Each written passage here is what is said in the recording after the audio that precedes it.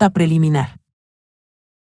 Tras las huellas de Heidegger. El subtítulo de esta colección de conferencias y artículos indica sencillamente que el autor se encuentra, inexorablemente, en una época posterior al pensador, lo cual le permite tomar históricamente al hombre y a la obra y compararlos con otras figuras eminentes de la historia intelectual del siglo XX. De estos son ejemplos los ensayos aquí recogidos sobre Lamen y sobre la más antigua teoría crítica. Cosa menos trivial es que el subtítulo sugiera que no todo lo que guarda relación con la obra de Heidegger pertenece al pasado, sino que todavía es posible, oportuno y fecundo, y eventualmente escandaloso, seguir las huellas de Heidegger y tomar en consideración algunas de sus propuestas. Este asunto aparece desarrollado básicamente en Reglas para el Parque Humano, y aún más en su complemento, La domesticación del ser. Y esta fórmula significa que después de Heidegger se extiende un terreno teoría que solo ha pisado quien.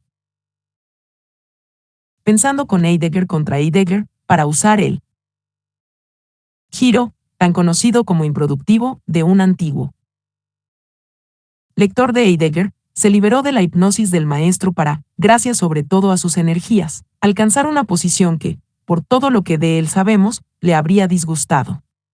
Esta posición lejana cercana se muestra principalmente en el texto introductorio, Caída y Vuelta, que intenta dibujar un retrato íntimo del pensador al tiempo que lo sitúa a gran distancia en un cuadro de la cultura intelectual de la Europa vieja. 1.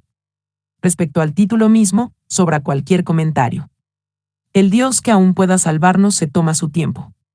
Si la difamación de Heidegger en libros desenmascaradores y acusadores, como el de Víctor Farías Heidegger y el nacionalsocialismo, tuvo algún efecto apreciable, ¿acaso fuera el de que, con ellos, la pregunta por las posibilidades de tratar con un pensador denunciable se radicalizó? Ellos fuerzan a los autores posteriores a dar cuenta más de lo que es habitual de las condiciones a que estuvieron sujetas las relaciones de aprendizaje entre las generaciones filosóficas del siglo XX. La parcialidad de esos libros testimonia que en la inacabable época de la sospecha, la proporción de fuerzas entre recelo y confianza sigue acusando un desequilibrio.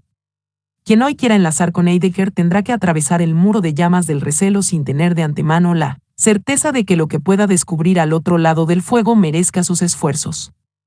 Las presentes disertaciones y artículos tratan de encontrar el punto en el que el lazo del común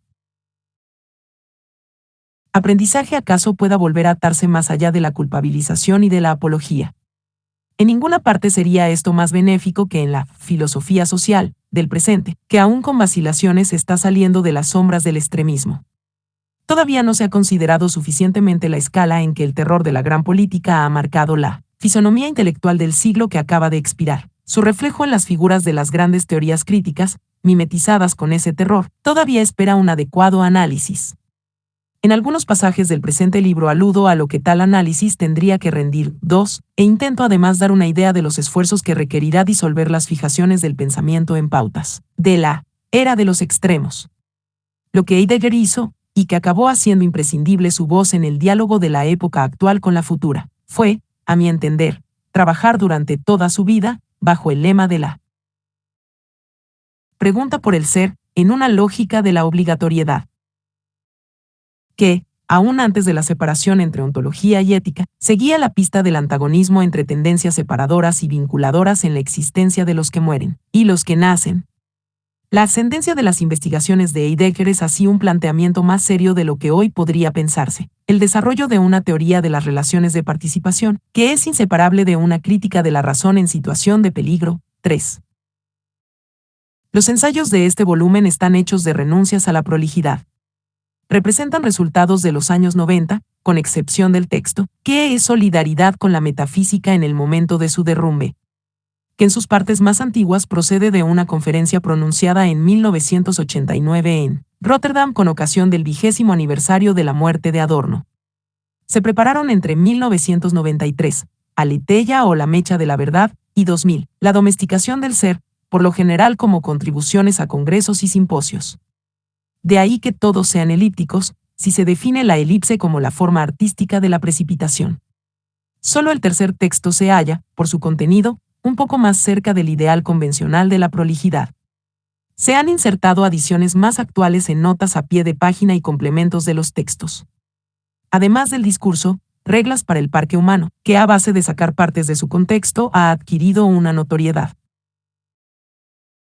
deformada, hay otros textos de esta colección que se publicaron de manera dispersa, así en una compilación parcial francesa que contiene versiones más antiguas de los discursos, Caída y Vuelta, La humillación por las máquinas, La época criminal, de lo monstruoso y el ensayo sobre Cioran, 4. Quiero mencionar que los dos ensayos introductorios, Discurso sobre el pensamiento de Heidegger en el movimiento, de 1996, y Lamen, Abogado del Diablo, de 1999, recibieron su bautismo prosénico en el Teatro Municipal de Friburgo. Los